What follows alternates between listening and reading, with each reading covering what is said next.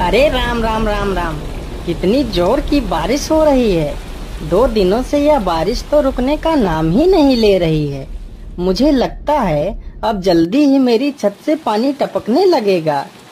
तभी उधर से एक शेर बारिश से परेशान होकर छिपने की जगह ढूंढते ढूंढते उसी किसान की झोपड़ी के पीछे बने तबेले में घुस जाता है, जिस तबेले में उस किसान के कुछ गधे बंधे हुए थे। अंधेरा ज्यादा होने के कारण शेर गधों को देख नहीं पाता है और उन्हीं के बीच जाकर खड़ा हो जाता है।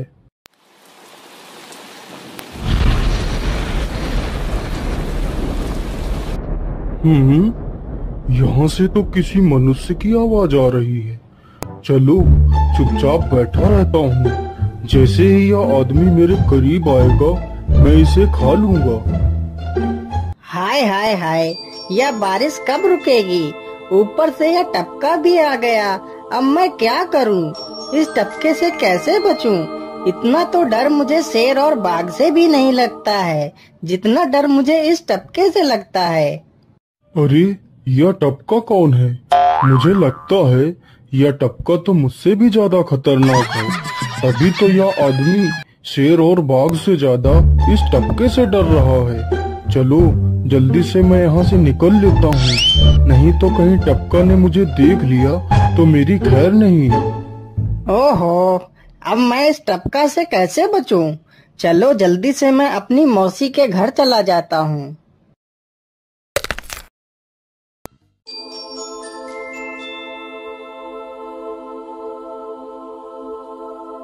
अरे चल चल गधे की औलाद, यहाँ पर छिपा हुआ बैठा है। अरे चल जल्दी। अरे ये क्या, जिसका डर था वही हुआ। यह टपका तो मुझ पर हावी हो गया।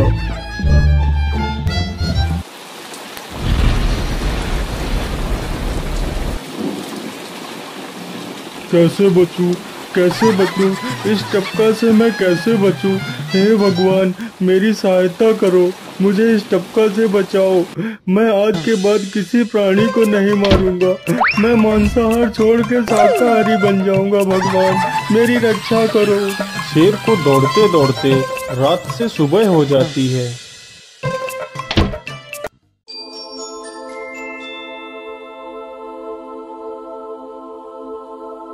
अरे देखो देखो, यह तो शेर की सवारी कर रहा है। अरे हाँ, सच में ये तो शेर की सवारी कर रहा है। इसे तो डर भी नहीं लगता है।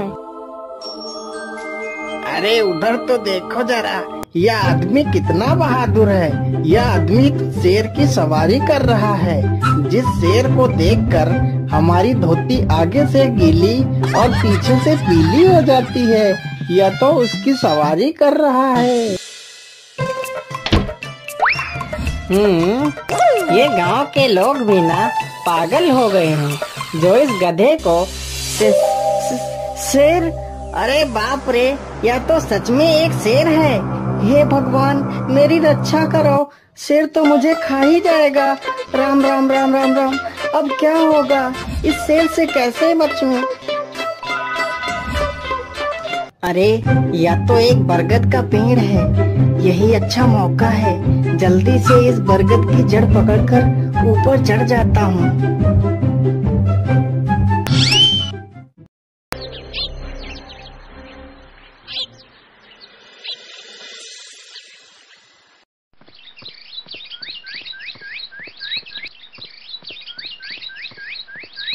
अरे शेर भैया, तुम इतनी जोर जोर से भागते हुए कहाँ जा रहे हो?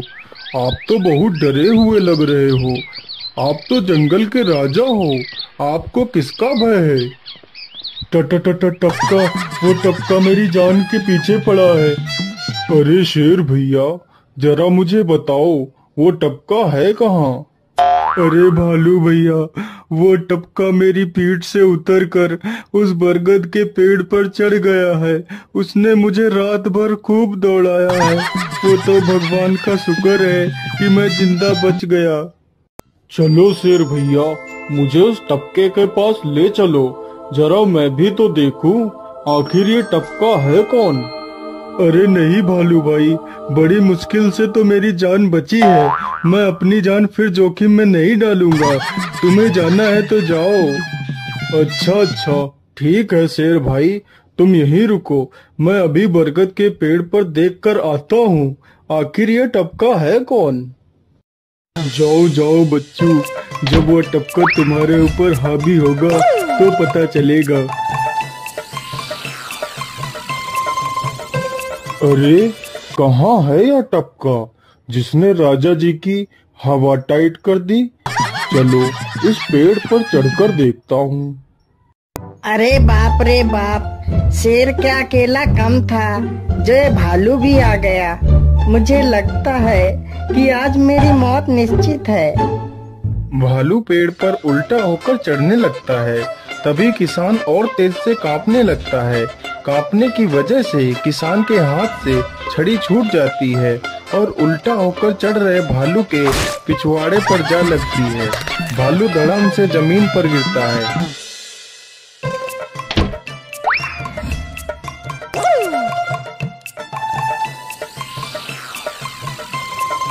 मुझे लगता है अब शेर और भालू दोनों भाग गए हैं। चलो अब जल्दी से यहाँ से निकल लेता हूँ।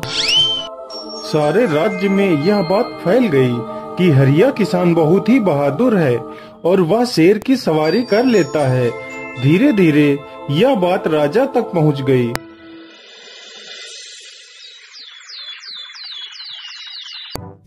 महाराज, क्यों न हम पड़ोस के गांव से हरिया किसान को बुलवा लेते हैं। वह बहुत ही बहादुर है। उसके बहादुरी के चर्चे तो पूरे राज्य में हैं। मुझे पूरा विश्वास है वह इस काम को जरूर कर सकता है। वह इस दुष्ट शेर को जरूर पकड़ लेगा। सैनिकों, हरिया किसान को आदर पूर्वक हमारे दरबार में पेश किया जाए। महाराज, आपने हमें याद किया। बताइए क्या बात है। मालिक, हमसे कोई भूल हो गई क्या मालिक? नहीं हरिया, तुमसे कोई गलती नहीं हुई है। यह कुछ लोग पड़ोस के गांव से आए हैं। इनका कहना है कि इनके गांव में कोई दुष्ट शेर आ गया है जो इनके पशुओं को उठाकर ले जाता है और उन्हें मारकर खा जाता है। हमने तुम्हारी बहादुरी के बहुत सारे किस्से सुने हैं। तुम बहुत ही बहादुर हो, इसलिए मैं तुम्हें उस शेर को पकड़ने की ये जिम्मेदारी सौंपता हूँ। अरे बाप रे बाप, उस बार तो मैं शेर के हाथों बच गया था, लेकिन इस बार मैं नहीं बचूंगा। अगर मैंने महाराज को सच सच बता दिया तो झूठ बोलने के जुर्म में मुझे फांसी पर ही चढ़ा देंगे। अरे हरिया, तुम मन ही मन क्या बड़बड़ा रहे हो? कुछ नहीं महाराज, कुछ नहीं। मैं सोच रहा था कि मैं शेर को कैसे पकड़ूं। ये लो हरिया, कुछ स्वर्ण मुद्राएं रख लो, ये तुम्हारे काम आएंगी। क्या करूं, कैसे पकड़ूं उस शेर को? ये महाराज ने भी मुझे कैसी दुविधा में डाल दिया है। क्या करूं? हाँ, मिल गया। फिर हरिया बाजार से एक रस्सी और एक जाल तथा एक बकरी खरीद कर लाता है। चलो जल्दी से, मैं यहाँ पर एक गड्ढा खोद देता हूँ।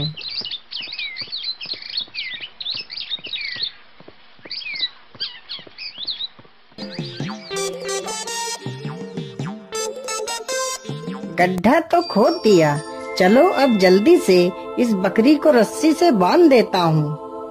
हरिया ने बकरी को रस्सी से बांधकर गड्ढे में खड़ा कर दिया और जाल को लेकर पेड़ की डाल पर बैठ जाता है। थोड़ी ही देर बाद जब बकरी को भूख लगती है तो वह चिल्लाने लगती है। अरे, यह तो बकरी के चिल्लाने की आवाज है, लेकिन यह आवाज आ कहां से रही है? आसपास तो कोई नहीं दिख रहा है। मुझे लगता है यह आवाज उस पेड़ के पास से आ रही है। चलो चलकर देखता हूँ।